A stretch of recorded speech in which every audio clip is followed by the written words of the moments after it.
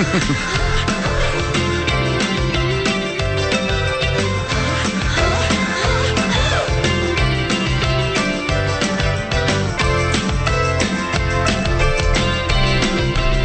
is the Stephanie Miller Show. Welcome to it, 34 minutes after the hour.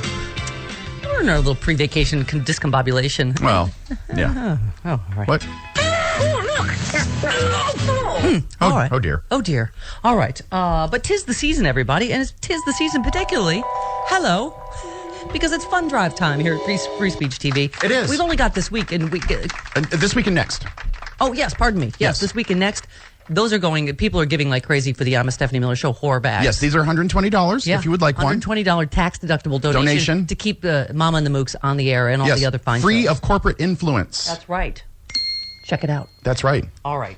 Speaking of corporate Democrats. Well, you know what? Here we go. We caved again. Okay. You and Sean Hannity seem to have something in common. Oh, he didn't like it either. Oh, because they didn't like punish the president for exactly amnesty. Yeah. And what's the other thing? Oh, and try to gut Obamacare. Yeah. I get it. It's one of those compromises, but here we go again. Elizabeth Warren, I was just like, you go, girl. Why don't I explain what I'm talking about? Well, okay. So, go ahead. Well, the average person who doesn't... the good news is there's no government shutdown. Exactly. Which was averted last night. And the average person who doesn't marinate in politics every day wants some sort of compromise done so things get done in Washington. That's exactly what this gruel. is. Well, gruel and is another better. big giveaway to the banks. It is. And I'm upset about that. Yeah. But, you know... No, I get it. A lot of Republicans didn't vote for it because it didn't gut Obamacare. It didn't do whatever. Oh, not fund the president's amnesty. Sorry, I'm in that mood. I know. I know. It's irritating even to me. Yeah. Maybe you can, give a big wet tongue kiss to Sean Hannity now because you agree on something.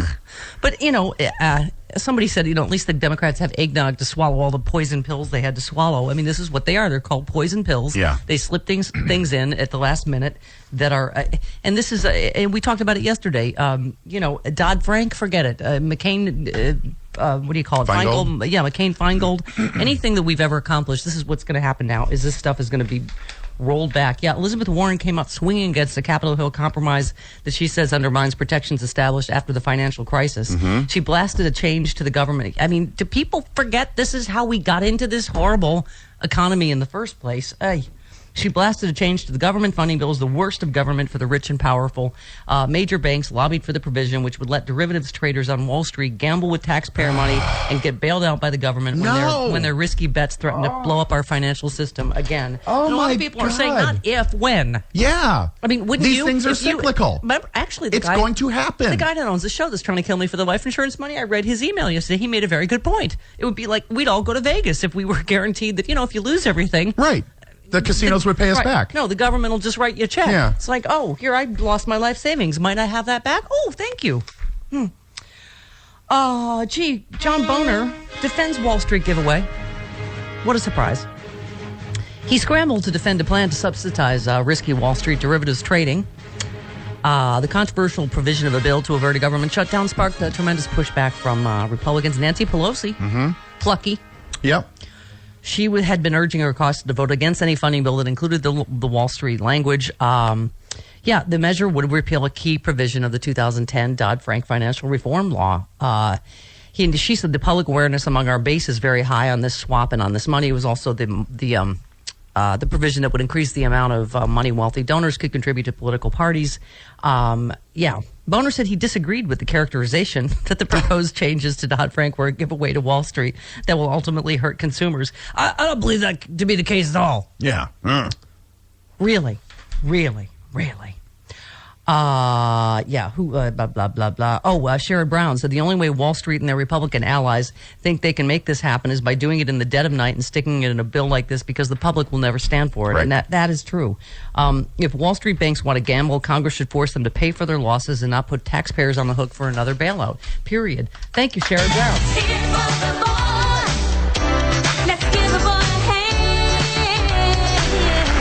Here she is on fire. En fuego. Senator Elizabeth Warren. This is about reckless behavior. It is about a giveaway to the largest financial institutions in this country, and it is up to us to say no. And in the end, Democrats said, So it did pass the House last night, and the House did put through like a 2-day extension of so that the Senate could pass it. That's what happened. So it's conceivably it could still fail in the Senate. Senator Warren again last night. I'm here today to ask my Republican colleagues who don't want to see another Wall Street bailout to join in our efforts to strip this Wall Street giveaway from the bill. John in Los Angeles. Hello, John. Hey, guys. Hi.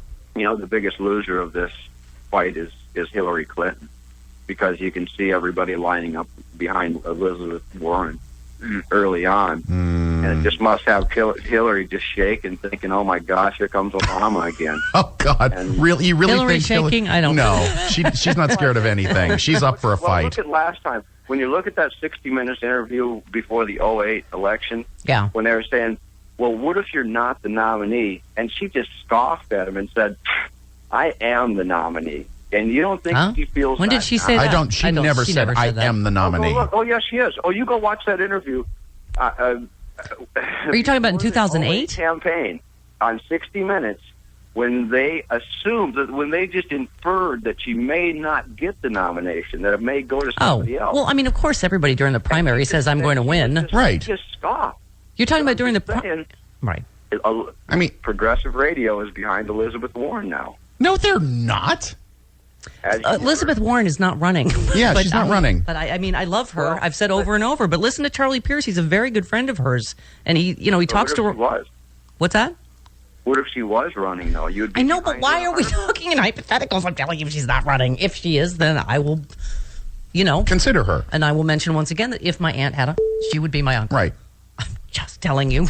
But she's not running. Okay. All right. Yeah. Progressive radio, of course, loves Elizabeth Warren. Even during primaries, Rick Santorum said that he was going to win. Right. He's running again. He's right, yeah, and nobody noticed. Oh, it's the season. Do we have is Frothy available? Because I totally forgot. I feel bad. For the little fella. Did you see the Mediaite headline? Rick Santorum announced he's running for president, and nobody noticed. Oh, Frothy. Mediaite writes the former senator and 2012 primary contender told the Washington Post he was all in for 2016. But in a cable news landscape obsessed to the point of parody with prying 2016 tidbits out of potential candidates, Santorum's announcement landed with a thud. It melted by the radiator. It appears the major news outlets remain more fascinated with glitzier names like Ted Cruz, Rand Paul, Mitt Romney 3.0. Ted Cruz is not glitzy. And even Lindsey Graham than they are. Oh, well, Lindsey Graham is glitzy. Oh, if we had a Santorum surge behind Lindsey Graham, would really...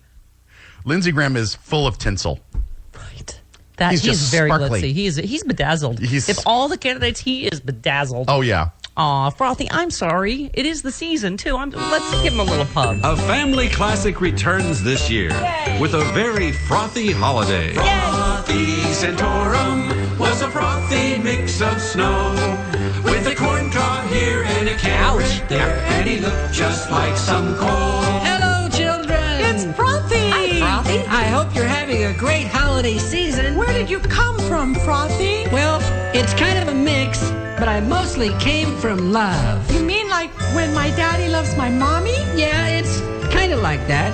Well, I gotta go. Don't leave, Frothy. Bye, Frothy. Rumpity rump rump, rumpity rump rump, look at Frothy go. Oh, wow. Rumpity rump rump, rumpity rump rump, just like a lump of coal. Wow, thanks, Frothy. Thanks for coming. Nobody noticed that he announced. It falls to us to give Frothy a little publicity. Aww. Wow. Donald in Illinois. Hello, Donald. Yes, hi, Stephanie. Hello. Well, this is really ridiculous. We're screwed. We don't really have anybody representing us anymore, as far as I'm concerned. These politicians are really going to destroy us. That's what's going to happen here. And what really kills me? The Democratic Party, they should start spelling out about these types of bills, what it's going to do to the American public. They somehow get on the air and let the American public know, because a lot of people don't really know how this is going to affect them. And not only that, they're going to know when there's another bailout, right? Well, yeah, but they're going to pull this every single time now. What's the next thing now? Will they put Social Security and Medicare in one of those bills and have it passed? Donald, the practical aspect of it, I do understand. Sadly, because of the midterms, it's only going to get worse in January. So, I mean, I guess it was one of those horrible compromises we have to come to live with to keep the government open. But I agree with you that it's just, But again, this goes back to the midterms. It's just, this is why people don't get why they have to vote. Yeah, but the Democratic Party better start screaming out and hold these people accountable. Start mentioning names about John Boehner and all his little buddies on the right. And Mitch McConnell, too, he's another one that should have never been put back in. Yeah. Every time he gets behind closed doors with his butt, not Mitch McConnell, but what's our Harry Reid. When he and Mitch McConnell get together behind closed doors, my hands start trembling. Yeah. His butt? I was like, his butt? His butt? Huh? What? Here is the boner now. We've done this in a bipartisan fashion, and frankly, it's a good bill. No, it's not a good bill. People on the right and left don't think it's a good bill. No. And that's what the version of a good bill is now. Everybody hates it. And Sean Hannity kind of went on an ape dump screed yesterday, saying that Boehner needs to go. He was a little screechy, a little unhinged. He was, yes. Hannity was screechy and unhinged. Poor feller. Okay. I think he needs a cuddle. All right, 45 minutes after the hour, right back on the Stephanie Miller Show. I got her number off the men's room stall. 1-800-STEPH12. Hello, Free Speech TV land. Why, it's noted journalist May Lee to help us with our Free Speech TV fund drive. Hello. Particularly, Chris, you and I, not fans of the prank humor generally. No, we're not. This is funny. It is. I love it. For only a $60 tax-deductible donation to Free Speech TV, we will send this actual coal to the actual Koch brothers. We're being impish. Oh, my God, that's funny. I love it. Because they've clearly been naughty. Yes, they have. And all the Coke suckers that suck off the Coke teats. Is what I'm saying. Oh my God, they deserve truckloads of this. That's right. Yes, it's a way to stand up for your network, Free Speech TV, and the lack of corporate influence and corporate Koch brothers money that is ruining our country. Amen. Ooh, it feels good. Look at that. Yes, it's substantial. It's like real cool, isn't it? Yeah. We're not kidding around here. Go to freespeech.org, or you can call 1-877-378-8669 to make a donation to your network. And send a message to the Coke suckers. Our good friend Michael Tomasky joins us now from the Daily Beast. Good morning, Michael. Hey there. Hello there. You obviously have a great piece we want to talk about, but boy, oh boy, we got to talk about this torture report because this is just, I have to say, beyond anything I even expected from the Bush administration. Yeah, it sure is. Pretty shocking to read a lot of these details, and bravo for releasing it. Yep. I mean, we have to. If another country did this and didn't release it, how would we be talking about them? Yeah. Mm-hmm. Well, yeah. I mean, the president said, that's one of the things that sets us apart from other countries. And when we make mistakes, we admit them. Yeah. Well, these were mistakes. Is a rather genteel word. Yeah. Yeah. War crimes would be, I think, more accurate. Michael, obviously a lot of us on the left have felt like the Bush administration should be prosecuted. I don't know. I said to Chris this morning, I don't know what the polling is, but I wonder if, part of the problem is, half of the country thinks it's okay, I guess, watches Fox News. Let's face it, I bet more than half, right? I guess, yeah. Yeah. But that shouldn't stop us from doing the right thing here. And we can't, I was just reading David Ignatius's column, and he was talking about how Germany, and yes, he pointed out that this is nothing like, with a relatively moderate number of instances of this horrible torture isn't anything like what Germany did, but but Germany did initiate, to its credit, a public expiation and conversation about the things that it had done that were wrong, and he says, we need to do the same thing here in this case, and that's not me. That's David Ignatius, who's really plugged into this world, and is not like me and you, some crazy bleeding heart. Yeah, well, I mean, except, Michael, I was talking about my dad at the top of the show, who was an assistant prosecutor at Nuremberg and obviously a Republican. And I'm like, boy, we sure thought they were war crimes then, and we sure thought, they were when the Japanese did it to us in World War II, right?